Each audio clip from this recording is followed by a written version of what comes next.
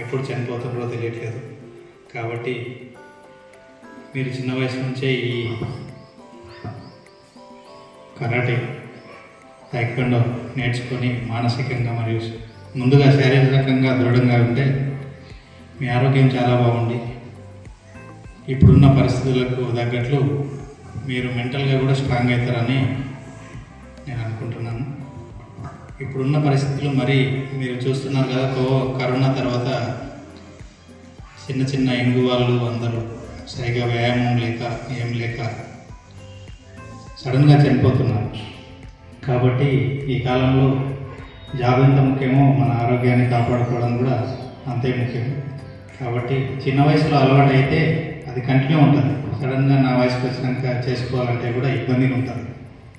కాబట్టి ఇది మీరు ఇలాగే కంటిన్యూ చేసి మీ ఫ్రెండ్స్కి, మీ తోటి వారికి కూడా ఇంకా మీరు మోటివేట్ చేసి అందరినీ ఇలా చేయాలని నేను కోరుకుంటున్నాను.